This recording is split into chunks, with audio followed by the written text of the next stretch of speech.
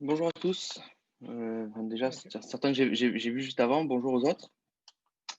Euh, donc, comme je vous disais, Julien ne pourra pas être présent. Malheureusement, il va se faire tester pour le Covid aujourd'hui. Donc, c'est moi qui vais le remplacer. Je vais me présenter. Et je vais présenter Martin aussi qui est avec moi aujourd'hui. Donc, je m'appelle Mathieu Nave. Je suis secrétaire général de donc, We Like Angels, donc du réseau We Like. Moi, j'ai principalement 2 missions. La première qui est, de gérer tout ce qui est, sélection, on va dire, donc de sélection de tout ce qui est, tous les dossiers, en fait. Donc, toutes les premières sélections et cetera. J'y reviendrai aussi tout à l'heure dans notre process et aussi de la gestion des membres puisque, je m'occupe de gérer l'association tout simplement d'investisseurs. A priori, certains d'entre vous vont être, entrepreneurs et investisseurs. Il va y avoir des 2 types de personnes aujourd'hui.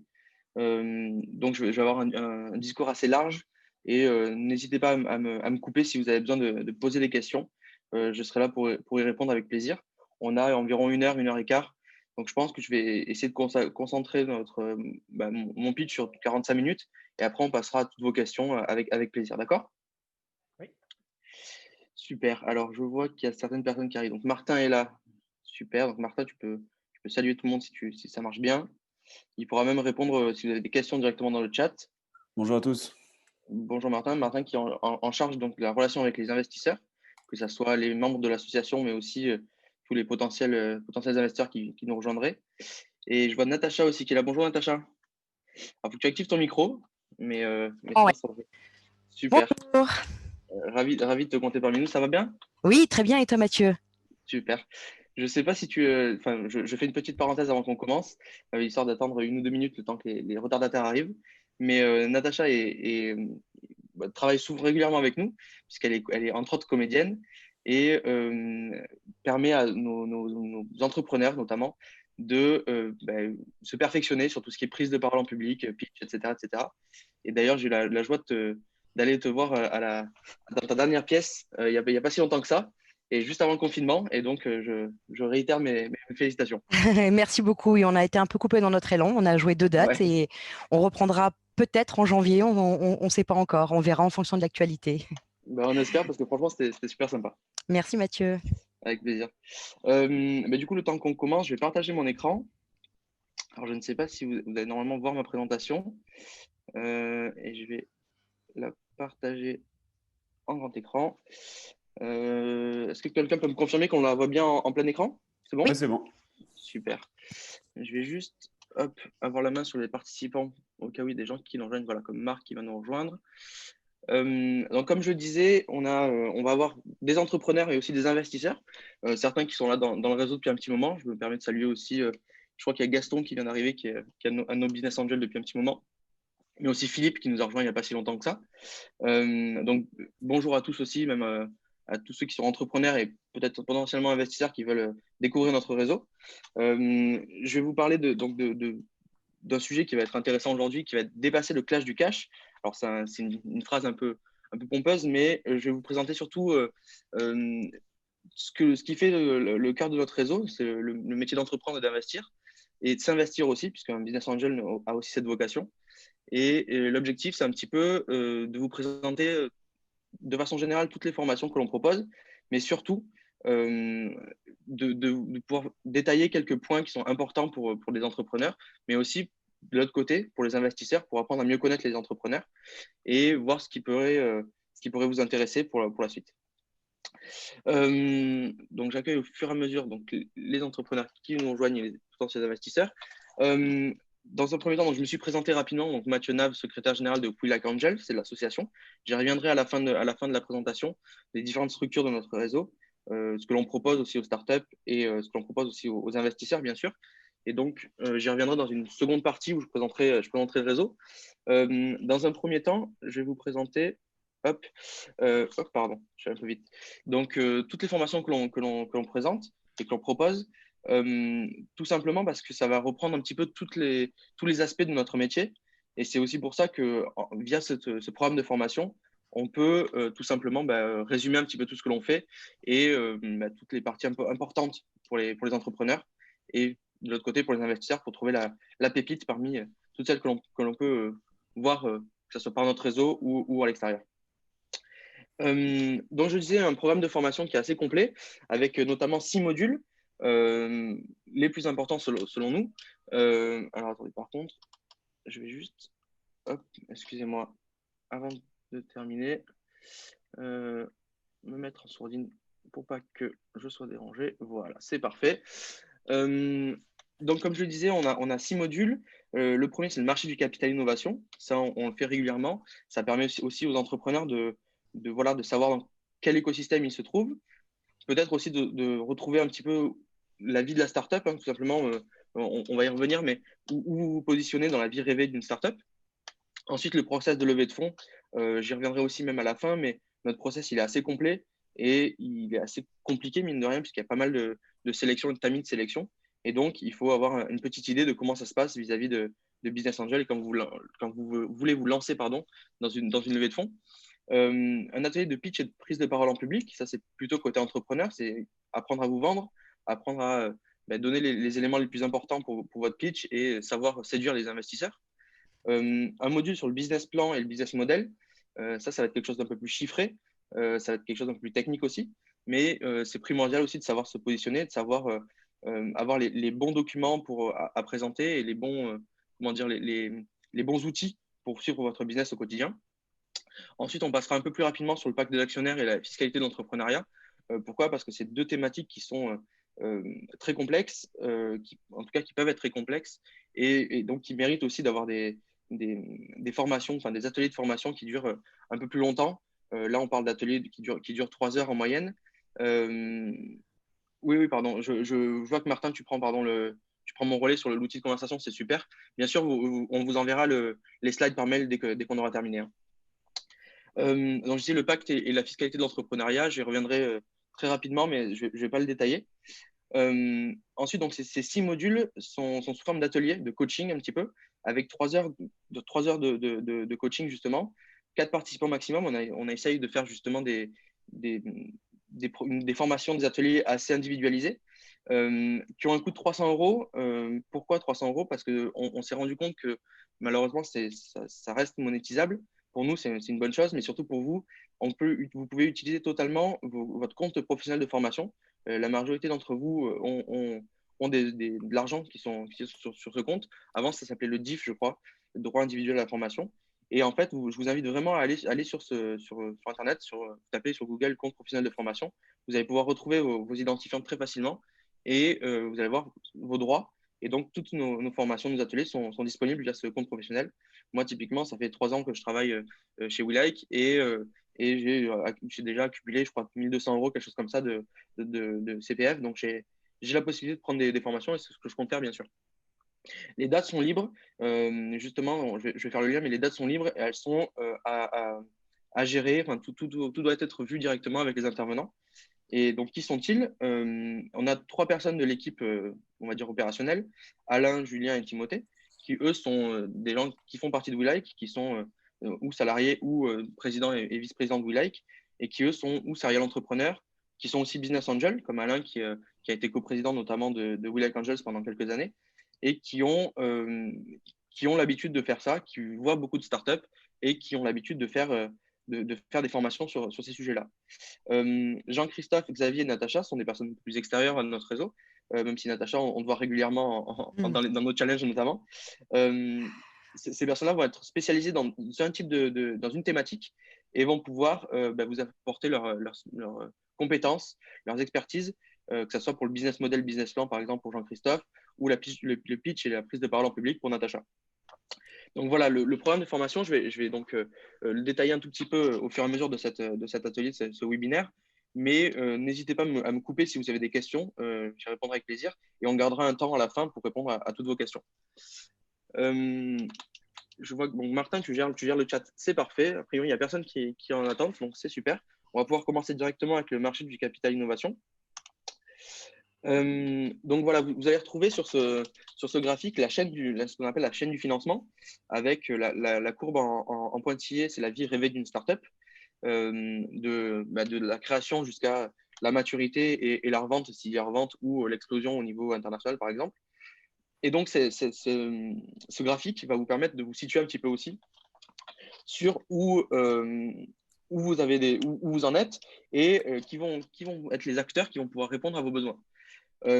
Notamment si vous êtes au tout début de la vie de votre startup, si le projet est lancé ou enfin, voilà, il est juste lancé, mais vous n'avez pas encore lancé votre structure. Si vous êtes au tout début de la vie de votre startup de façon générale, vous n'avez pas encore forcément commercialisé, etc.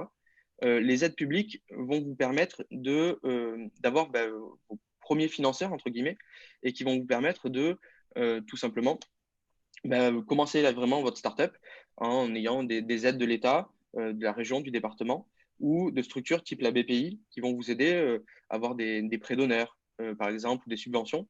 Euh, et ça, c'est vraiment important. Il faut mobiliser, il faut que vous pensiez à mobiliser ce type d'aide, notamment pour pas forcément ouvrir votre capital dès le début, mais surtout euh, pour montrer que vous savez vendre aussi votre projet à l'extérieur. C'est-à-dire que les business angels vont d'accord être les premiers acteurs de l'amorçage, ils vont sûrement être les premiers investisseurs à l'extérieur de votre réseau proche, mais il faut savoir aussi vendre votre projet pour vous financer avec les aides publiques. Ensuite, bien plus loin dans la vie de la startup, il y a tout ce qui est les capital risque, capital développement, etc.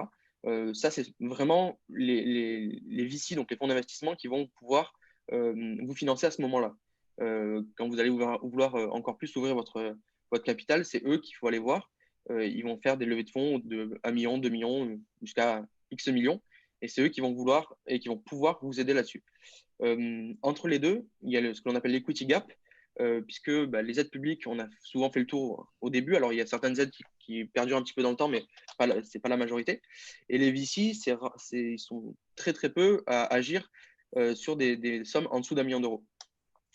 Et donc, c'est les business angels qui vont prendre ce relais-là à ce moment-là dans le trou de financement parce que le risque est encore très élevé. Donc, c'est pour ça que les VC n'y vont pas. Et parce qu'ils ont forcément, c'est compliqué de parier l'argent des autres sur des startups qui sont encore très jeunes et qui sont très risquées, encore une fois.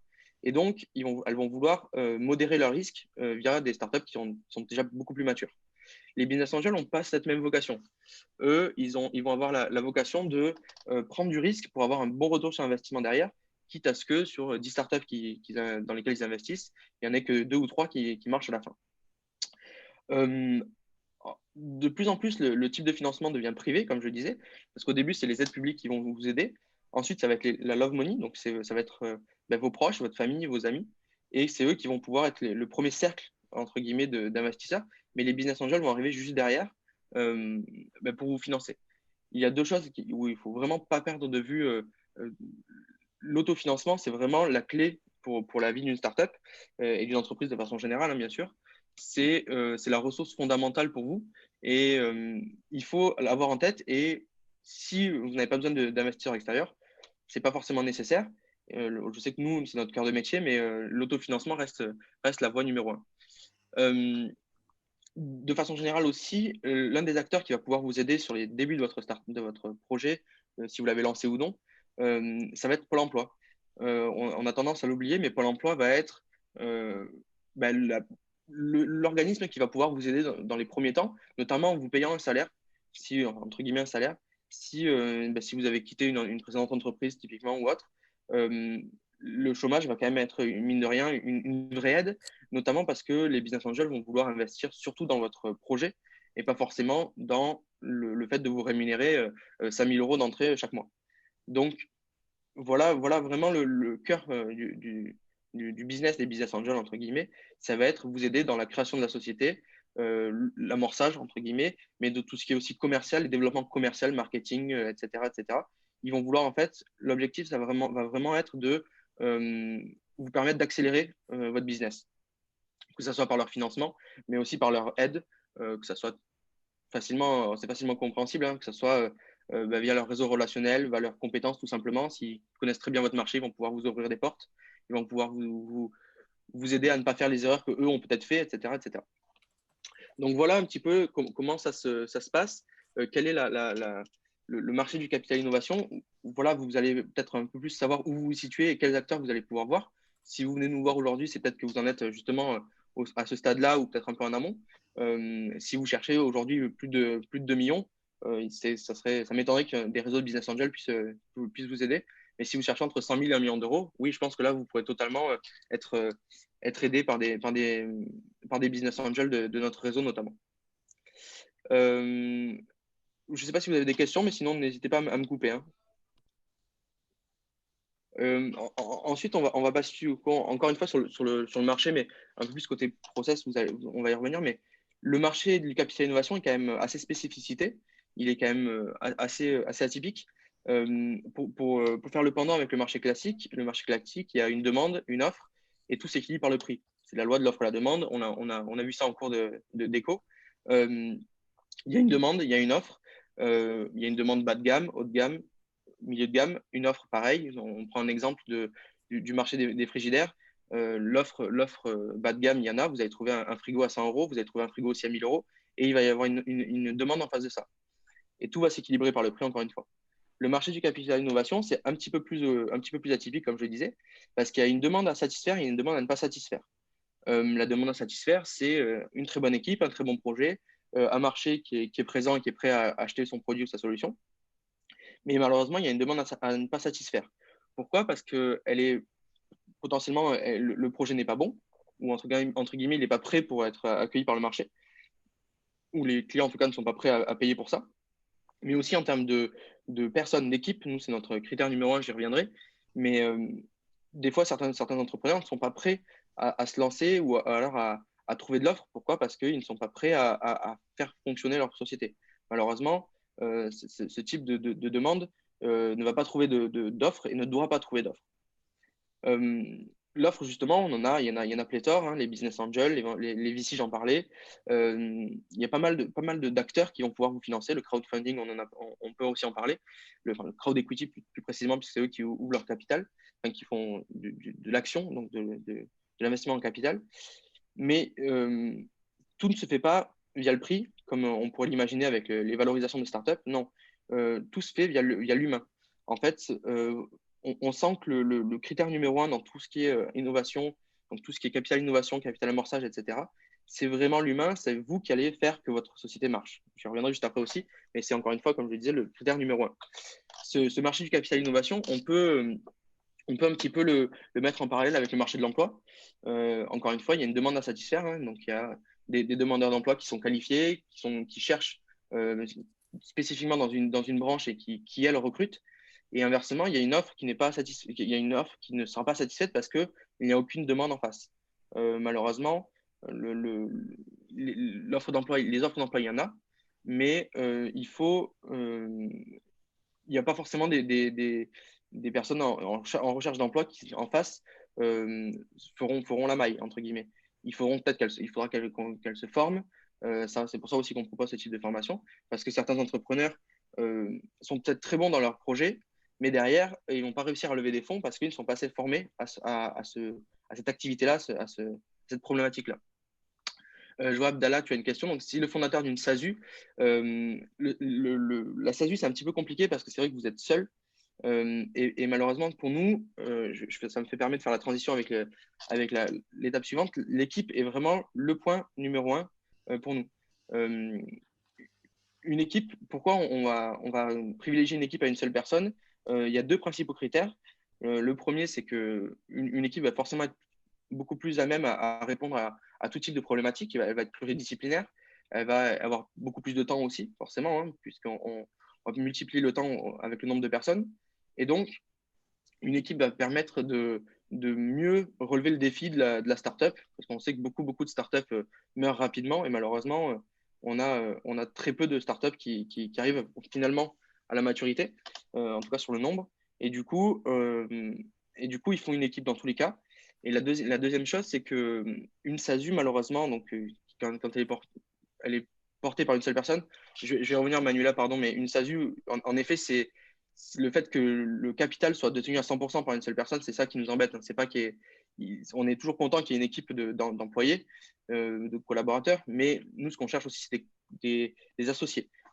Pourquoi? Parce que si malheureusement demain, l'un d'entre vous a une SASU donc, qui détient 100% du capital et qui a un accident de la vie, tout simplement, hein, ou un proche qui a un souci, etc., et qu'il va devoir mettre une parenthèse à son projet, bah demain, si l'investissement a eu lieu, l'investissement est perdu pour les investisseurs Et du coup, ça ne va pas être dans les critères importants. Ils vont demander une équipe pour que quelqu'un qui puisse vous aider et prendre le relais si vous arrive un souci.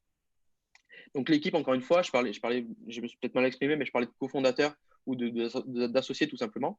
Alors il ne faut pas en avoir beaucoup trop non plus, hein. Nous, ce qu'on privilégie, c'est les équipes qui sont à 2, 3 personnes avec une répartition du capital où chacun est quand même impliqué. C'est-à-dire, on va privilégier une société qui a 60-40 quand vous êtes deux, 60%, 40% du capital, plutôt que 95-5, parce que la personne qui a 5% va être forcément moins, comment dire, moins impliquée. Pour 3, on privilégiera le 50-25-25, par exemple. L'objectif reste qu'il y ait une personne qui est le lead, qui va être la personne décisionnaire à la fin. Mais il faut quand même qu'il y ait une voix qui contrebalance aussi pour qu'on puisse que toutes les décisions se prennent en ayant bien réfléchi à plusieurs.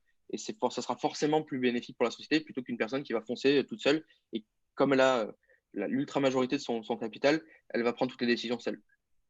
On a tendance à penser aussi que le projet va être le critère numéro 2 pour notre réseau et pour les réseaux de façon générale. Non, en fait, c'est le marché. On se rend compte que le marché, s'il n'est pas présent, vous avez beau avoir le meilleur projet du monde avec la meilleure équipe, si personne n'est prêt à payer pour votre produit ou votre solution, malheureusement, elle ne trouvera pas son public et la startup ne marchera pas. Donc le marché, il peut être de niche, hein, totalement, vous pouvez être sur un créneau très très spécifique, mais il faut qu'il y ait des gens qui soient prêts à payer pour ça et que vous répondiez à une vraie solution, à un vrai problème pardon, avec votre solution. On a l'habitude de dire que l'équipe, bien sûr, est encore le critère numéro 1. Et pourquoi? Parce une très très bonne équipe avec un projet moyen, elle va pouvoir le sublimer. Elle va pouvoir déjà peut-être pivoter si le business model n'est pas bon, par exemple. Elle va pouvoir transformer, voilà, modifier quelques points dans son projet et potentiellement trouver le bon créneau. Alors que l'inverse, une équipe moyenne qui a un très très bon projet, elle va potentiellement le gâcher et auquel cas, ça sera dommage pour l'investissement, mais aussi pour l'équipe parce qu'elle elle n'aura pas répondu vraiment aux besoins auxquels elle essaie de répondre. Tout ça, donc, vous devez le présenter lors de votre prise de parole en public, que ce soit en 1 minute via des tout petits pitchs ou quand vous rencontrez quelqu'un en une phrase, expliquer ce que vous faites, mais aussi en 5-10 minutes lors d'un pitch un peu plus long, mais aussi en 2 heures quand vous allez avoir une réunion avec des potentiels investisseurs. Et c'est eux que vous allez devoir convaincre en mettant vraiment ces 3 aspects au centre de votre présentation: l'équipe, le marché, le projet. Tout ça va être sous-tendu par une stratégie qui va être formalisée par un business plan, je vais y revenir juste après, qui doit être financier. Le business plan va être un outil très important pour vous. D'autres questions, à part sur les SASU auxquelles j'ai essayé de répondre? Non, ça semble clair, super. Justement, business model, business plan, business report, c'est les 3 B de l'investissement pour nous, mais aussi pour l'outil, pour le pilotage de votre startup. Le business model, ça va être vraiment la première réflexion que vous devez avoir. Donc, votre modèle économique, c'est la stratégie pour gagner de l'argent. Vous allez devoir créer de la valeur, forcément, hein, puisque l'objectif d'une startup, c'est de croître, c'est de scaler. Et donc, il faut que via votre concept, via votre idée, vous puissiez trouver comment gagner de l'argent. Tout ce business model, donc c'est une idée, c'est bien sûr un actif intangible, mais ça va être formalisable par un canvas. Je ne sais pas si certains d'entre vous ont l'habitude, ont déjà en tout cas utilisé ce type d'outils. Les canvas, par exemple, vont permettre de poser vos idées sur la table et de tout simplement réfléchir à votre business model. Est-ce qu'il est bon? Est-ce que c'est le modèle abonnement? Est-ce que c'est one shot? Est-ce que c'est un mix des deux, etc., etc. Donc ça, c'est vraiment dans la réflexion, c'est la première étape à avoir. Ensuite, votre business plan, on va le demander donc chiffré. À notre stade, en tout cas, ça va être donc un document Excel et qui va être un outil pour vous aider à piloter votre startup, que ça soit au quotidien ou que ça soit sur une vision long terme. L'objectif, c'est vraiment que le business plan soit un lien entre la vision long terme et les petits tracas du quotidien aussi. Alors, j'accueille Elodie avec moi. Donc, c'est une déclinaison concrète et opérationnelle du business model, c'est ce qui est formalisé par un document Excel, comme je le disais. On parle aussi de business plan littéraire de temps en temps, mais ça va être beaucoup moins utilisé, notamment à notre stade, où un document qui fait 70-80 pages, on le lira, mais ce n'est pas ce qui va retenir notre attention. Nous, ce qu'on veut voir, c'est un outil Excel dans lequel on va pouvoir jouer, travailler, on va pouvoir le challenger pour justement voir est-ce que c'est bien vous qui l'avez fait, pourquoi, comment vous l'avez fait, et jouer avec si demain il y a 2 fois moins de ventes, qu'est-ce qui va se passer?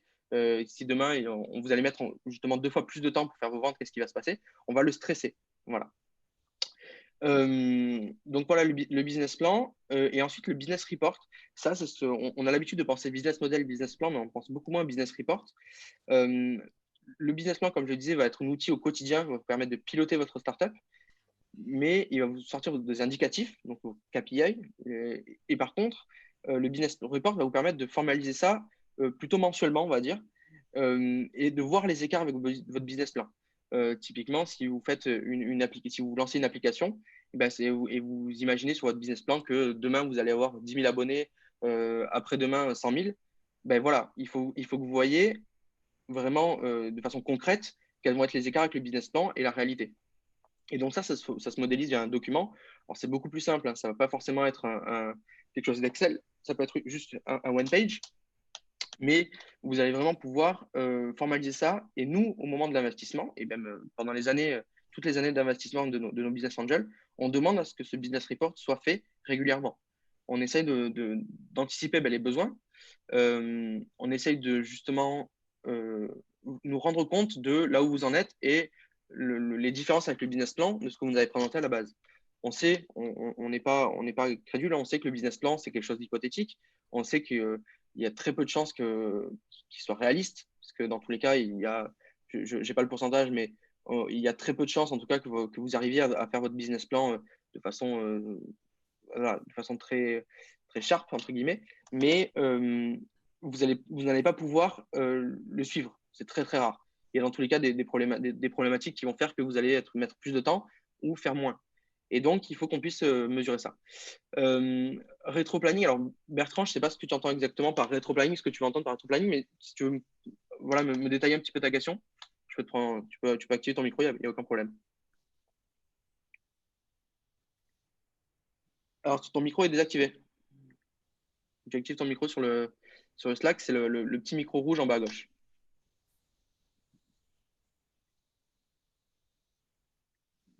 Oui, en fait après avoir posé ma question, vous avez répondu. Ok, bon, ça va. La mesure des écarts entre le business plan. Ouais, entre autres, ouais. Voilà. C'est exactement ça. Ok. Du coup, voilà un petit peu les 3 outils que l'on va utiliser, qu'on vous demande en tout cas d'avoir en tête.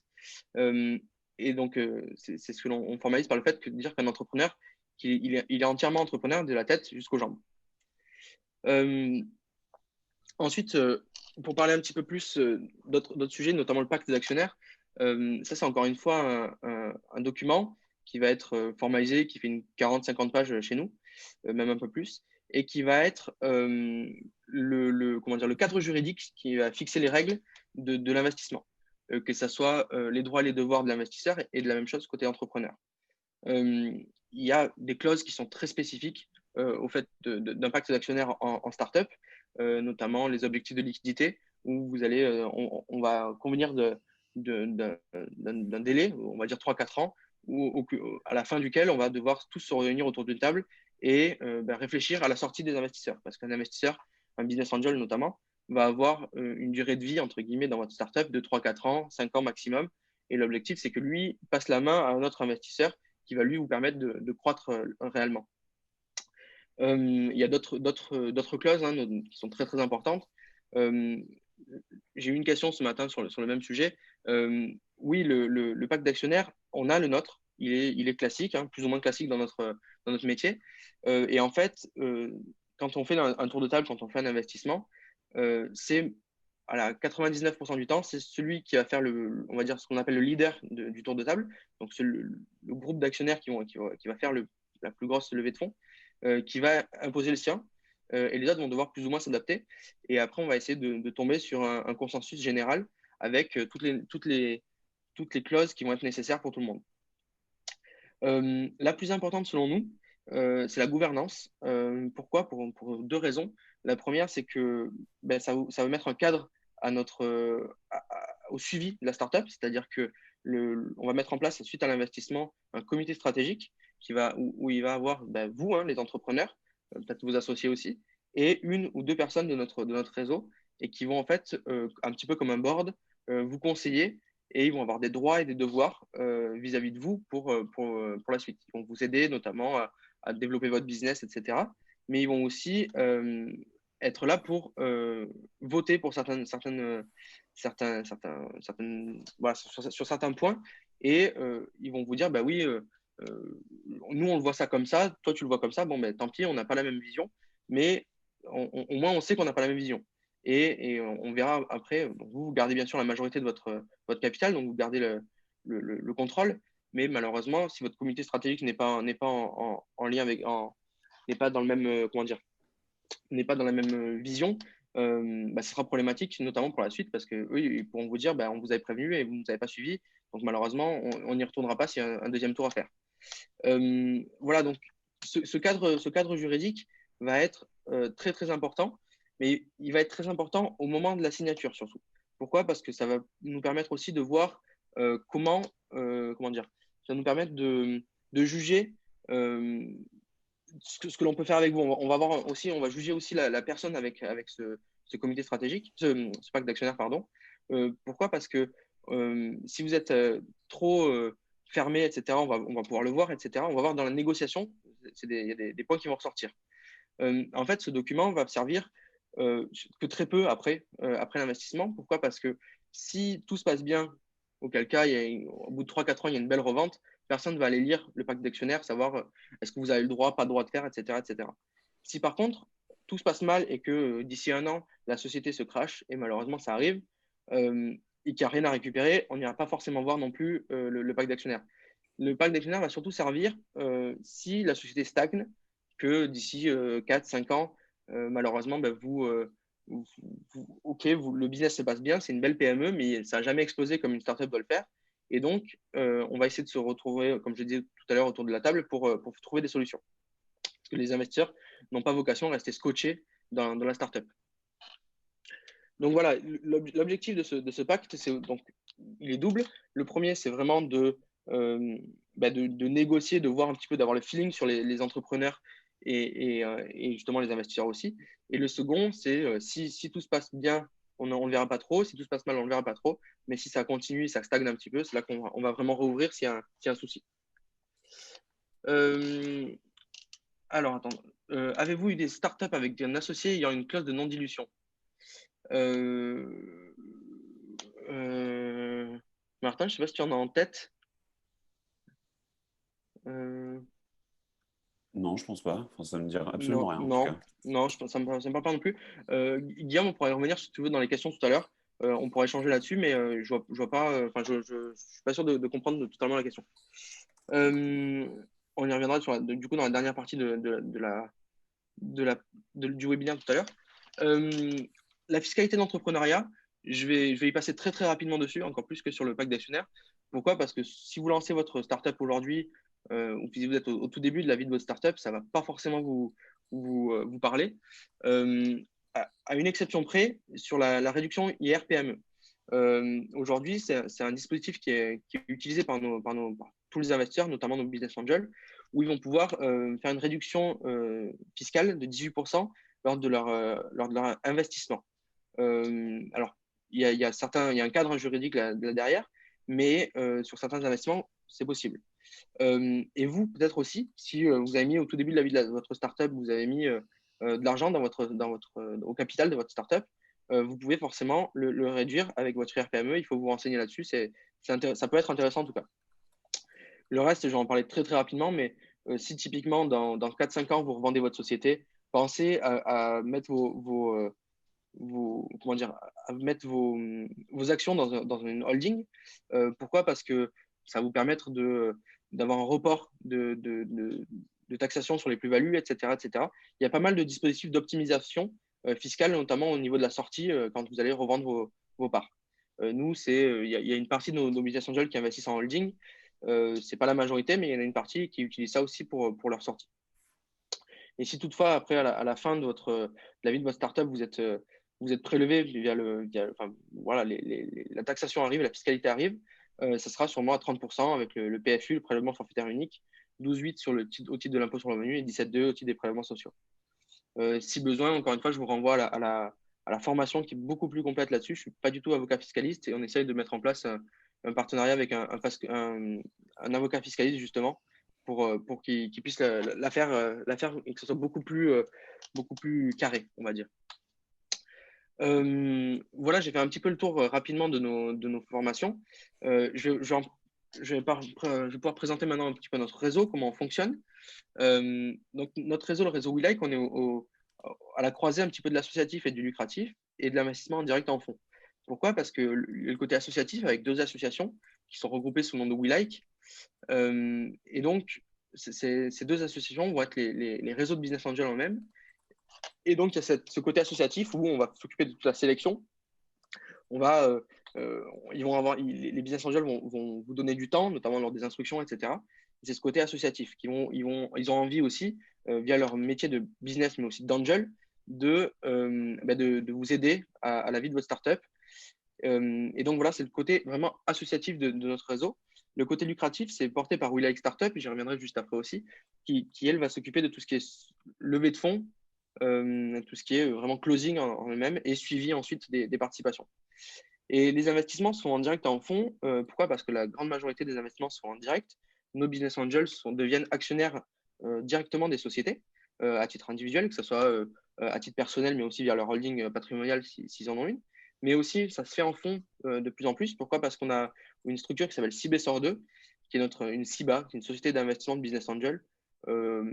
Pour faire simple, c'est comme un fonds d'investissement, bien sûr en plus petit, mais ça regroupe environ 85 de nos business angels qui ont décidé de mutualiser leurs risques en prenant des investissements plus importants dans des startups, mais dans moins de startups forcément. Donc, si aujourd'hui un investisseur arrive et veut mutualiser ses risques, il peut prendre une part du fonds et être directement actionnaire d'une douzaine de sociétés qui ont déjà été financées il y a quelques temps. Merci Martin de répondre du coup, mais sinon je l'aurais fait pendant les questions-réponses par la suite. Donc voilà, et ce réseau, il a vraiment 3 piliers. Il y a le côté associatif, je disais, avec WeLike Angel, donc, qui correspond vraiment à deux structures, donc 2 associations. Investissor, qui est l'association historique de notre réseau, c'est l'entité pionnière, qui a été créée en 99, qui a donc un peu plus de 20 ans maintenant d'existence et d'expérience aussi. Et donc, qui regroupe, donc Investissor regroupe des business angels qui ont envie de se mobiliser, d'être présents pour les entrepreneurs qui ont plus vocation à participer aux réunions, etc. Et le CBAI va être un côté un peu plus suiveur, où ça va être des personnes qui ont vocation à faire uniquement du one-shot, donc à co-investir, ou alors des personnes qui sont à l'étranger, qui n'ont pas vraiment le temps de participer aux réunions. Mais ces 2 associations regroupent environ 250-300 investisseurs aujourd'hui. WeLike Startup, j'en parlais, donc la société commerciale qui va prendre le relais sur WeLike Angels. J'y reviendrai, je n'ai pas de slide là-dessus, mais je reviendrai sur notre process. WeLike Startup va s'occuper de vraiment la partie closing quand la sélection a déjà été faite. WeRaise Startup, c'est un petit peu différent, c'est notre accélérateur à la levée de fonds. En fait, on s'est rendu compte au bout des quelques années d'expérience en tant que réseau de business angel qu'on voit beaucoup de projets, alors ça, on en voit même énormément, et il y en a certains, on arrive à déceler que ça pourrait être de très bons projets, ils sont intéressants, l'équipe a l'air bonne, mais il leur manque encore un cadre, il leur manque d'être un peu plus structuré, que ce soit du point de vue de l'équipe, peut-être à trouver un CTO en plus, ou trouver un directeur commercial, ou que ce soit au niveau du projet, à bien formaliser un business model, etc. Et donc, WeRaise Startup va vous permettre d'être mentoré par un ou une business angel de notre réseau, ce qu'on appelle donc des mentors, et qui vont vous accompagner une fois par semaine pendant 6 à 9 mois jusqu'à la levée de fonds et vous prendre par la main pour vous aider à arriver jusqu'à la levée de fonds au bout de ce délai-là. La partie financement, donc Cibesor 2, j'en parlais, c'est regroupé sous la marque WeLike Venture, où en fait on regroupe vraiment tout ce qui est financement, c'est-à-dire Cibesor 2, on a fait aussi par le passé des prêts d'honneur que l'on fait un peu moins maintenant, Et voilà, tout ça est regroupé sous la marque We Like Venture. Vous en entendrez moins parler. Les deux structures principales, c'est We Like Angels et We Like Startup. Ces différentes structures, ce réseau est formalisé par des liens humains. C'est-à-dire qu'on travaille tous ensemble. Donc, vous voyez, j'organise des formations We Like, mais que ce soit We Like Startup, We Like Angels, We Like Venture. Pour moi, c'est pareil. On travaille dans la même équipe, on est les mêmes équipes. Je travaillais avant chez We Like Startup, je travaille aujourd'hui chez We Like Angels, c'est la même chose. On est dans les mêmes locaux, on est des partenaires commerciaux, que ce soit We Like Angels avec We Like Startup et inversement, et aussi capitalistique, parce que We Like Angels contrôle une partie de We Like Startup, We Like Startup contrôle une partie de We Like Venture, etc. etc. On travaille main dans la main et on travaille uniquement avec ces acteurs-là. Enfin, de façon privilégiée entre nous dans notre réseau, parce qu'on arrive à faire le financement d'une startup et la sélection d'une startup de A à Z. En tout cas, dans les premiers temps de la vie de la startup.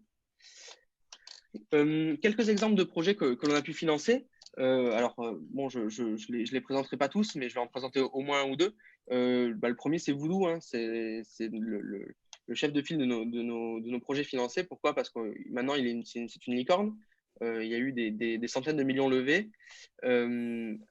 Et donc, cet éditeur de jeux mobiles a permis, donc si demain vous allez dans votre store, de Apple Store ou Google Play Store ou autre, vous allez trouver dans les top 10 des jeux gratuits, vous allez trouver quelques-uns de Voodoo, c'est sûr. Et ils ont trouvé une recette miracle un petit peu pour monétiser sur les jeux gratuits. Et donc maintenant, ça a vraiment explosé. Il y a Goldman Sachs qui rentre au capital, il y a des acteurs chinois aussi. Et donc, Voodoo, nos investisseurs sont rentrés quand la valorisation était très basse. Je crois que c'était de l'ordre de 800 000 euros. Et donc, c'était il y a quand même quelques années maintenant. Et certains de nos investisseurs ont fait, je crois, jusqu'à x55 ou quelque chose comme ça. Donc, il y a une vraie plus-value pour nos investisseurs. Certains ont mis 20 000 euros de base. Ils sont sortis avec un chèque supérieur à 1 million d'euros. Donc, ça fait vraiment plaisir. Je vais en présenter un autre, le livre scolaire par exemple, qui est une société qui fait des manuels scolaires qui sont réalisés par des professionnels, donc des professeurs, mais qui sont totalement numériques et qui ont permis donc, de digitaliser un petit peu cette verticale-là. Et donc, que nos business angels en sont sortis il y a quelques temps déjà, avec une jolie plus-value aussi. Donc, voilà quelques exemples de startups. Et pourquoi on vous parle de ça? Et je vous parle aussi des exemples de startups qu'on a financées il y a un peu moins longtemps. Pourquoi? C'est parce qu'on vous montrer aussi que nous sommes vraiment généralistes, dans le sens où on va pouvoir faire tout ce qui est application, trade tech, etc., mais aussi dans les jeux mobiles, avec Bet4Fun par exemple, dans la traduction financière, donc un peu plus fintech, entre guillemets, même si on a fait pas que Lingua Custodia dans les fintech, mais aussi quelque chose comme Dream Team Blooming sur des culottes menstruelles avec un cœur tech, mais qui reste quelque chose d'assez industriel. Euricab dans les transports, enfin d'une plateforme de VTC, avec Sikio qui va être une biotech avec des medtech aussi, BC Diploma qui va être plutôt dans la tech, donc des technologies blockchain très très poussées. Enfin, voilà un petit peu tout, que ce soit aussi dans l'éducation avec Meeting Class par exemple, etc., etc. Donc on arrive à avoir une diversité dans les investissements qui sont très intéressantes. Pourquoi? Parce qu'on a, encore une fois, entre 250 et 300 investisseurs dans notre réseau. Et donc, chacun sa spécialité, chacun ses compétences. Et on arrive, grâce à l'intelligence collective de notre réseau et de tous les membres, d'avoir toujours un spécialiste de chaque domaine et qui vont permettre de qualifier le dossier, entre guillemets, savoir si ça vaut le coup de continuer ou pas.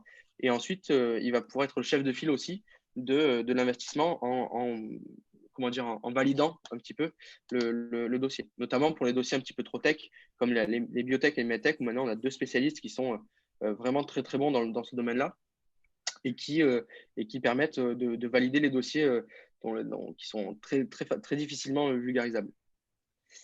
J'ai un petit peu fait le tour, donc c'est pour ça que j'ai essayé de me garder un temps pour les questions-réponses. Avant de terminer, je vais juste vous représenter notre process pour certains d'entre vous qui veulent découvrir peut-être et qui veulent aller plus loin avec notre réseau. Il va se faire en plusieurs temps, en 5 temps.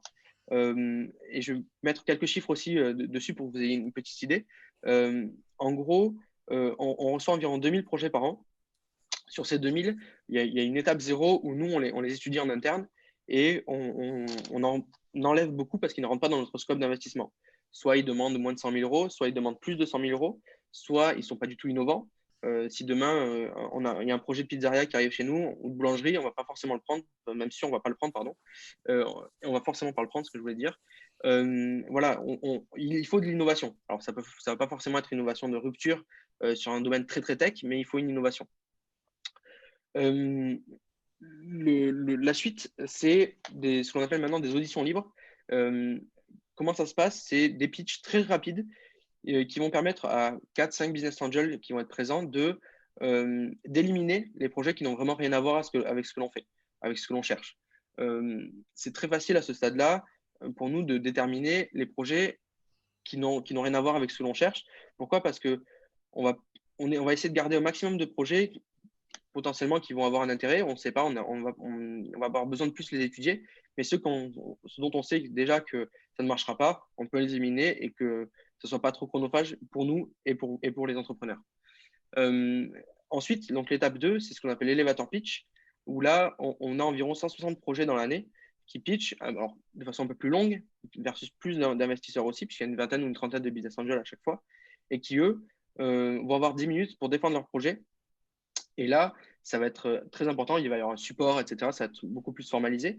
Et c'est à ce moment-là qu'on va essayer de faire de la sélection, donc de détecter les projets qui vont pouvoir potentiellement être investis plus tard. Donc, il faut bien noter la différence entre de l'élimination et de la sélection. L'objectif aussi de l'elevator pitch, c'est de déterminer que un ou deux business angels vont être volontaires pour prendre votre dossier en instruction, donc l'étape 3, où en fait, cette étape va vous permettre de être challengé par des business angels, prendre rendez-vous avec eux, les rencontrer, faire 2 heures. Ça va être aussi une petite espèce de coaching aussi.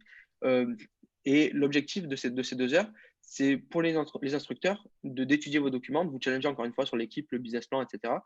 Et bien sûr, de faire une recommandation à leur pair, positive ou négative. Si elle est négative, malheureusement, on s'arrêtera là. Mais si elle est positive, on va vous inviter à l'étape 4, qui est le roadshow. Là, c'est une présentation devant l'ensemble de nos investisseurs, que ça soit uniquement en visio, via une seule, ce qu'on appelle un roadshow, donc une visio qui dure une trentaine de minutes environ, mais aussi via tous les supports de communication qu'on peut utiliser, que ce soit faire une vidéo en amont et la diffuser en masse, que ce soit alors moins maintenant, mais avant, on faisait même un dîner, on a fait des petits déjeuners, etc., etc. L'objectif, c'est vraiment de créer du lien et pour vous, entrepreneurs, de séduire le maximum de business angels pour qu'ils s'intéressent à votre dossier.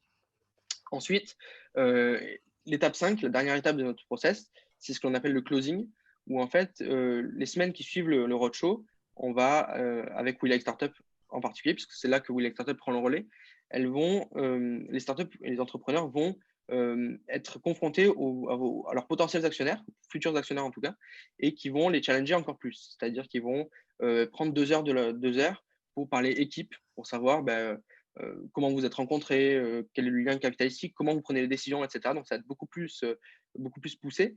Ils vont parler donc équipe et marché dans la première réunion. Et la semaine suivante, ils vont vous parler de tout ce qui est business plan.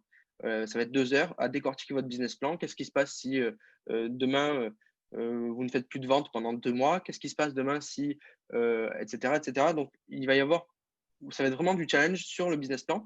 Et c'est pour ça qu'on vous invite à vraiment le travailler et que ce soit vous qui en soyez, le maître, entre guillemets, parce qu'il faut que vous puissiez le bouger, le stresser, etc., etc.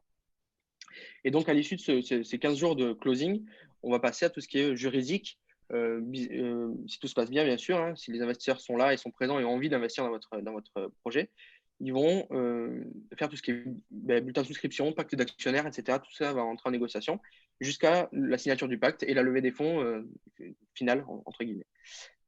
Pour parler chiffres un petit peu, donc je disais 160 projets qui passent en elevator pitch. Il y en a à peu près la moitié qui sont retenus, 70-80 qui sont en instruction.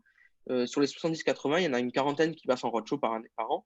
Et sur les 40, il y en a 20, en moyenne 20 ou 20-25 qui sont investis chaque année.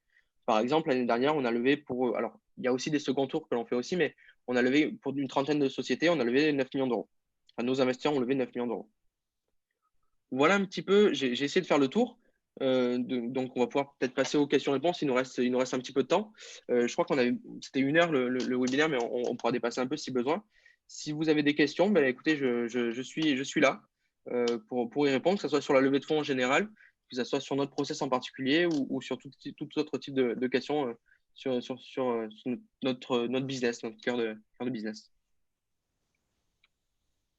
N'hésitez pas à vous lancer, c'est la première qui est la plus compliquée.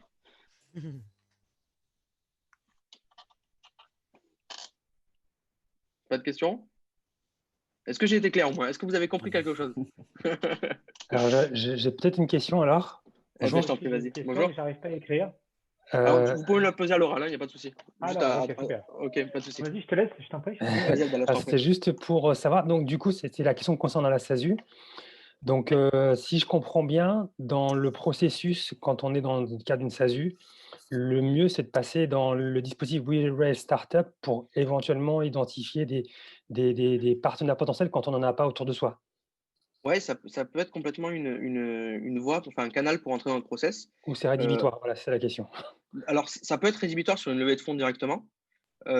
Après, ça ne le sera pas sur un WeRaise. Alors, il va y avoir d'autres critères de sélection sur WeRaise pour entrer dans ce processus-là. Mais le mieux, vraiment, c'est d'avoir déjà des idées de quels sont vos besoins, quels sont les besoins pour la société, hein, bien sûr, en termes de personnes, et est-ce que vous êtes prêt à ouvrir votre capital. Si demain, vous n'êtes pas prêt à lâcher 20% ou 15% pour un CTO, ça ne marchera pas parce que la personne ne sera pas assez impliquée. Donc, il faut être prêt aussi à partager son capital pour pouvoir avoir un côté incentive pour l'associé qui vous rejoindrait. D'accord, très bien. Merci. Avec plaisir. Patrick, une question? Oui, avec plaisir. J'aimerais savoir l'amplitude des prises de participation. Jusqu'à combien ça peut aller? Quelle est, voilà. Alors, aujourd'hui, moi, je suis une startup qui a plus de 2 ans maintenant. On a raté la première fois notre levée de fonds pour différentes raisons, parce qu'on était positionné sur une verticale business unique et en fait, on revendiquait pouvoir en faire plusieurs. Donc maintenant, on a changé un peu notre fusil d'épaule dans la présentation. On a un capital social très important, etc. On manque de trésorerie. Aujourd'hui, BPI nous dit non, on ne peut pas vous aider. Vous n'avez pas entre 6 et 18 mois de charges constatées d'avance, on ne peut pas vous aider. Donc aujourd'hui, on voudrait se diluer un peu, on voudrait faire rentrer des gens au capital. Donc c'est très particulier, c'est très précis. Alors je vois que vous connaissez votre sujet et je vous félicite, c'est super. Mais pour le coup, nous, on est vraiment dans une espèce de goulet d'étranglement entre notre capacité à pouvoir produire la documentation qu'on nous demande, la capacité à pouvoir le faire, parce qu'au-delà de notre savoir-faire métier, on n'a pas forcément non plus la capacité à pouvoir élaborer toute la stratégie nécessaire et suffisante, les business models, les business plans, toute l'organisation entre ce qu'on a réalisé jusqu'à maintenant versus le prévisionnel et combien on a respecté. Tout ça nécessite des vrais outils, ou en tout cas des vrais outils et des outils spécifiques. Donc, voilà, pour résumer mes questions, la première question, c'est est-ce que vous pouvez me donner un ordre de grandeur de l'amplitude de vos participations? Et deuxièmement, est-ce que on peut, grâce à votre intervention, faire intervenir une de vos relations avec BPI pour pouvoir voilà, essayer donc d'élaborer une vraie stratégie avec la Banque publique d'investissement derrière et voilà, prendre en charge tout ce qui est de droit? Oui, alors je vais essayer de répondre un petit peu à tout. Alors, concernant notre réseau, c'est simple, on agit entre 100 000 et 1 million d'euros. En dessous, entre 100 000 et 1 million. À savoir qu'entre 100 000, au-dessous de 100 000, pourquoi on ne va pas y aller? Pour plusieurs raisons. Le retour sur investissement. Ouais, il y a ça, le temps passé qui est un peu trop important. Et il y a surtout ce qui est encore plus important pour nous, c'est le fait qu'on va manquer d'influence sur le capital. C'est-à-dire que si demain, sur une levée qui va faire 1 million d'euros, on va avoir 50 000 euros, notre voix ne va absolument pas compter au comité stratégique, on n'aura même pas forcément de place au comité stratégique. Et donc ça, c'est quelque chose que l'on ne conçoit pas. Nous, étant un réseau qui sommes assez, nous sommes assez, on est le premier réseau en France de Business Angel, et la première association en tout cas. On a cette envie-là de peser dans les débats, dans les décisions. Au-dessus d'1 million d'euros, c'est uniquement, c'est simple, c'est de la capacité d'investissement de notre réseau. On sait qu'on ne peut pas faire au-dessus. Ou alors, il faut vraiment qu'on soit proactif pour chercher autour de nous. Alors, on a des co-investisseurs privilégiés, hein, que ce soit des petits fonds d'investissement, que ce soit d'autres réseaux de business angel avec qui on travaille étroitement. Mais non, dans tous les cas, on va pas se lancer dans une levée de fonds à 1,5 million uniquement avec nous. Entre les deux, notre levée moyenne, elle est autour de 250 300 000 euros. Elle était autour de 350 000 euros l'année dernière. Là, ça a un petit peu baissé avec l'effet Covid. Mais on reste sur cette base-là. autour de 300 000 euros, avec une vingtaine, 20 à 30 investisseurs dans chaque startup qui investit. C'est-à-dire que le ticket moyen est autour de 12 000 euros par investisseur, par startup, et eux en font plusieurs dans l'année. Ensuite, l'autre question, c'était plutôt sur d'autres démarches et sur le fait d'être accompagné. On a des outils, typiquement, on utilise, ça va me revenir, Martin, peut-être ça te reviendra aussi, le business plan. Non, alors c'était pas ça que je pensais. C'était le business plan qu'on utilise à chaque fois. Le FISI, merci. Ouais, c'est ça. J'ai pas entendu. Le FISI, ce qu'on appelle FISI, c'est un site internet. Alors vous pouvez aller voir dessus, c'est très très intéressant. Ils ont des business. FISY, non, FISY, exact. Oui. Qui sont des alors je vais même vous mettre le lien dans l'outil de chat. En fait, c'est des business plans téléchargeables qui sont très bien faits. Nous, honnêtement, on avait monté notre business plan en maison, mais on l'a abandonné au profit de FISI parce que le leur est très bien. Et il y a plusieurs catégories de FISI qui sont importantes, qui sont disponibles, pardon, que ça soit du plus entre guillemets starter, où il y a vraiment très peu d'indicatifs, et d'autres où il y a tout ce qui est JEI, CIR, CI, etc. etc. Il y a l'essentiel qui est, je crois, celui du milieu qui est déjà très bien fait et qui vous permet de regarder un petit peu comment le lancer. Comment vous lancer dans un business quand c'est le début, hein, tout simplement. Le business plan, ça reste un des outils à privilégier. Ouais. Et donc, concernant d'autres acteurs, typiquement la BPI, on sait qu'ils aiment investir avec des investisseurs privés comme nous. On a l'habitude de travailler avec eux. Alors, on le fait pas. C'est plutôt les startups qui le font parce que eux ont souvent les contacts avec la BPI et ils viennent nous voir en disant voilà, nous on cherche 300 000 euros parce qu'en fait notre besoin est de 600 000, mais la BPI va mettre 300 000 de son côté aussi. C'est ça. Et donc c'est vrai que nous on a très peu de contacts avec eux, à part parce qu'eux nous envoient des dossiers de temps en temps, mais on utilise très peu avec eux. Martin, toi tu parlais de Recruity tout à l'heure. Je pense que tu peux peut-être en dire un mot. Tu as l'habitude d'utiliser la plateforme Recruity ? Oui, alors Recruity, c'est une plateforme qui a été mise en place par la BPI et qui peut permettre notamment à des entrepreneurs de créer une fiche dessus, et ensuite ça peut vous permettre de vous mettre en relation notamment avec des investisseurs ou également, donc ça c'est ce que la BPI fait le plus, de pouvoir souscrire à de la dette qui est quelque chose d'assez classique dans une levée de fonds en capital, où en fait la BPI a tendance à, même le fait très régulièrement, à abonder pour 50% du montant levé en equity, en dette. Et comme ça vous permet de booster un petit peu votre levée de fonds et donc de moins vous diluer en levant en equity un petit peu moins d'argent et en compensant avec de la dette. C'est ce que je disais quand je disais les 300 000 puis 300 000, c'est ça. C'est des outils de la BPI qui sont très très intéressants. Après, on pourra échanger si vous voulez, Patrick. Mais moi, j'ai pas forcément de contact privilégié en tête, mais on pourrait essayer de voir, ce qui s'est passé et ce qu'on pourrait faire par la suite. J'ai vu une autre question passer, une question de Sabrina qui dit bonjour, est-ce que le projet doit être absolument créé pour lancer sa candidature ? Alors, ça dépend ce que vous entendez par création de projet. S'il manque uniquement à déposer les statuts et que votre société, vous avez déjà tout en tête et que voilà, il y a la possibilité de venir nous voir, la création de la société, c'est pas le plus long à faire. Après, si vous en êtes vraiment tout début, déjà, on va vous le dire. On va vous dire que vous allez être trop early pour nous. Peut-être même pour WeRaise, et auquel cas, on vous invitera à revenir dans quelques mois. Voilà. Mais s'il manque uniquement le côté administratif, ça peut être très rapide et on peut voir ça ensemble. À savoir que si demain vous voulez vous lancer et que vous cherchez des investisseurs, il vaut mieux vous mettre choisir la forme juridique SAS parce que c'est ce qui va être la plus pratique pour l'investissement derrière, pour les business angels. Ils vont prendre une partie du capital, on sera beaucoup plus souple pour le pack d'actionnaires, etc. Okay.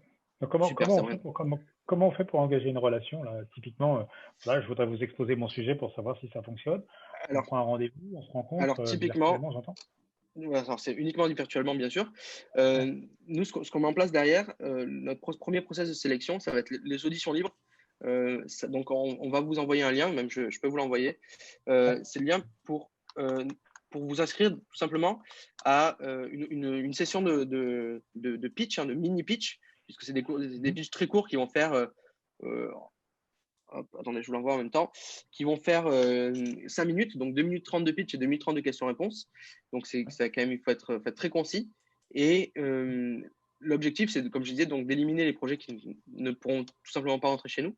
Et donc, vous pouvez vous inscrire directement par là. Et nous, en interne, on regarde votre projet, parce qu'on va vous demander de mettre une phrase de description.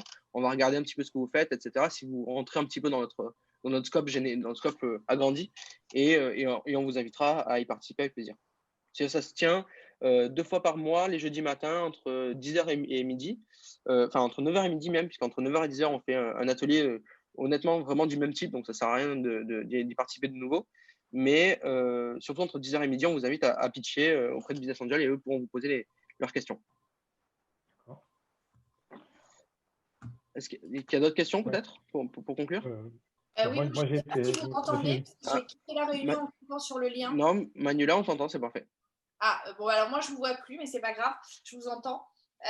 Donc, moi, ma boîte est lancée depuis 4 ans. Je vends un produit physique, donc je n'ai pas vu dans vos dossiers beaucoup de produits physiques grand public. On en fait. Mais plutôt des applis. J'ai une levée de fonds prévue premier semestre 2021. Je suis lyonnaise, donc j'avais eu votre réunion par les femmes Business Angel de l'Auvergne-Rhône-Alpes. Et ma question, je l'avais posée par mail, mais c'est effectivement, j'avais un objectif de chiffre d'affaires pour 2020 pour pouvoir faire une valorisation de ma boîte correcte pour la levée de fonds. Qui ne soit pas trop dilutif du coup. Et avec le Covid, c'est un peu compliqué. Donc, je voulais savoir comment se positionner les investisseurs aujourd'hui par rapport aux incertitudes, on va dire, de prévision de chiffre d'affaires qu'on peut faire.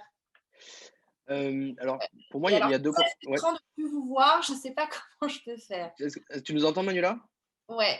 Ouais, super. Bon, le principal, c'est que tu nous entends. Pour moi, il y a deux choses. La première, c'est donc l'aspect Covid. Dans un premier temps, on l'a senti passer. Les investisseurs l'ont été un peu plus frileux, notamment à investir dans des nouvelles boîtes, tout simplement parce qu'ils avaient plusieurs investissements déjà faits et ils voulaient aussi sécuriser leurs propres investissements. Donc, une société qui était en difficulté, dans laquelle ils avaient déjà investi 15 000 €, ils préféraient essayer de la sauver parce qu'il y avait du vrai potentiel, ils avaient déjà vu du potentiel à la base. Ensuite, au fur et à mesure des mois qui ont passé, ça allait mieux. On revoit la confiance de nos business angels revient, ils réinvestissent. Donc ça, il n'y a pas de problème avec ça. On a fait des levées de fonds pendant le Covid, pendant le confinement. Après, il n'y a pas eu de souci avec ça. L'objectif étant vraiment de revenir à la normale, entre guillemets, rapidement.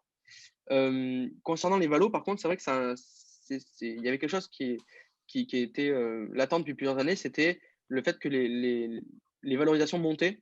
On sentait que la valorisation de 1 million, 1,5 million il y a encore 3-4 ans était maintenant autour de 2,5. Et on faisait de plus en plus de dossiers qui étaient plus autour de 2 millions, 2,5 millions qu'autour de 1 million, 1,5 million de valo. À savoir que dans tous les cas, ça reste une négociation. Il n'y a pas de méthode parfaite pour faire une valorisation de start-up. L'objectif étant forcément de négocier ça avec les investisseurs, voir à quel point vous êtes prêts, vous, à vous diluer et eux à entrer de façon significative au capital. Et du coup, avec l'effet Covid, on a senti un petit peu que ça rebaissait, c'était la tendance, puisque c'est vrai qu'il y a eu les prêts garantis par l'État qui ont fait du bien aux startups, mais malheureusement, pas toutes n'ont pu y accéder. Et dans tous les cas, il faudra les rembourser. Et donc, l'argent des business angels reste quand même une voie importante, une voie à privilégier, en tout cas pour les premières levées de fonds. Encore aujourd'hui, comment rejoindre un meeting Zoom depuis une invitation reçue par email. Manuela, tu as ta vidéo qui a popé. L'image, mais ça ne marche pas. C'est pas grave. Et du coup, je disais, pardon, oui, que la valorisation rebaisse un petit peu. Et grâce au PGE, certaines startups se sont financées, mais derrière, ils viennent quand même nous voir. Et l'objectif étant d'être séduisant en ces temps un petit peu compliqués, on va essayer, ils essayent en tout cas les entrepreneurs essayent de baisser un petit peu leur valo pour se démarquer un petit peu des autres. Et les investisseurs étant un poil plus frileux qu'avant, il faut aussi penser à ça. Je ne sais pas s'il y a une dernière question, après je vais clôturer. Non. Non, bah super, c'est que j'ai été clair. Est-ce que ça a un Merci. coût? Est-ce que ça a un coût? Est-ce que ça a un coût de postuler? Alors, postuler, non, c'est totalement gratuit. Les 2 premières étapes sont gratuites. Et après, alors on pourra en reparler. Après, c'est un coût, il y a un petit coût fixe et un coût sur la levée de fonds. C'est un pourcentage, c'est un fees, hein, comme la majorité Bien sûr, bien. des levées de fonds. Mais En tout cas, pour les participer. 2 premières sélections sont gratuites. Ah, d'accord, super. Que ce soit audition libre et elevator pitch, c'est gratuit. Bon, Et super. vous Donc, je viens de m'inscrire. intervenez au Avec national. plaisir. Complètement. On a eu la seule philosophie. Au début, c'était vraiment régional. Maintenant, bien sûr, ça fait quelques années qu'on s'est professionnalisé, notamment avec Relay Startup, et du coup, on est vraiment sur du national. En dehors de ça, on va faire vraiment des sociétés uniquement basées en France. Et il faut en gros que bon, maintenant, avec la démocratisation de la visio, ça va mieux, mais il faut qu'on puisse être, que vous soyez sur Paris à moins de 3 heures à peu près en transport, quoi, entre guillemets, en train ou avion. D'accord. Disons qu'on va pas forcément prendre des projets qui vont être en outre-mer ou autre. D'accord. Et le fait d'être incubé ne peut pas, comment dire, Aucun problème. contrecarrer le fait qu'on soit sans associé. Ah, Parce que moi, j'ai alors, cette problématique-là, on m'a jamais opposé ça. En fait, j'avoue, alors je suis en lien avec pas mal d'associations de business angels et un site financement qui regroupe tous les business angels de Lyon, enfin de la région Auvergne-Rhône-Alpes. Et c'est vrai que le fait d'être incubé est une obligation pour eux. alors nous, non. Ça c'est pas c'est l'inverse. C'est-à-dire que nous, on va privilégier une équipe qui va être bien constituée, qui va être solide, plutôt que quelqu'un qui va être incubé. Alors d'accord, il va avoir l'avantage aussi, ça va être qu'il va être entouré hein, par peut-être forcément des gens qui vont être spécialistes, mais derrière, quand il va falloir travailler et cravacher pour le business, ils ne sont pas forcément là. Donc nous, on préfère une équipe qui va être, on va plus être dans le côté entrepreneurial. D'accord, donc je postule voilà. pas alors. Ah, si, après, vous pouvez postuler. Au moins, la première étape, honnêtement, l'étape des auditions libres, l'avantage aussi qu'il y a, c'est de pouvoir rencontrer, de vous confronter à des business angels. Au moins 3-4 business angels qui vont avoir des questions. Voilà, ça peut être un entraînement. Hein. Ils vont avoir les questions, ils vont avoir des questions qui vont être, qui vont leur venir naturellement parce qu'eux ont 300-400 pitch à leur actif. Et du coup, ils vont pouvoir facilement vous aider, en tout cas, au moins poser les questions qui vont leur paraître les plus importantes. Oui, sous réserve de ne pas être éliminé à la sélection parce qu'on n'a pas d'associé. Alors honnêtement, la toute première sélection, c'est-à-dire le premier filtre que l'on fait nous en interne, on ne va pas forcément regarder ça, on va regarder plutôt si le projet est vraiment, s'il y a de l'innovation. Voilà. Ok, c'était ma vraie question alors. Ouais. Merci pour la réponse. Pas de souci. Je vais conclure ici du coup. Oui, merci. Merci beaucoup à tous. On vous enverra du coup très rapidement les slides pour que vous ayez un premier retour. Si vous voulez noter mon mail, je vous laisse aussi avec plaisir. Comme ça, vous pouvez m'enlever peut-être envoyer un deck ou autre. Et renvoyer le lien aussi pour le dépôt de dossier, parce que du coup, on ne pas des messages. Alors, le lien, vous pourrez le trouver facilement, mais sinon, c'est Mehdi, mon collaborateur, qui pourra vous l'envoyer quand on vous enverra le débrief de cette réunion. On essaiera de le mettre dedans. Et sinon, du coup, donc mon mail, c'est Mathieu, M-A-2-T-H-I-E-U, Mathieu.naves, N-A-V-E-S, @investissor.fr. J'ai encore malheureusement l'ancien nom de domaine. Donc Mathieu.naves, @investissor.fr. Merci Mathieu. Ok.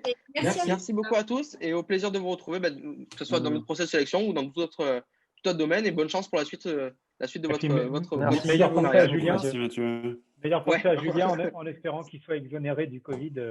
On espère aussi. On lui souhaite le meilleur et prenez soin de vous. Ciao. C'est ce qu'on peut lui souhaiter. Ouais, complètement. Merci et très bonne journée. Merci, bonne fin de journée. Au revoir. Au revoir. Au revoir.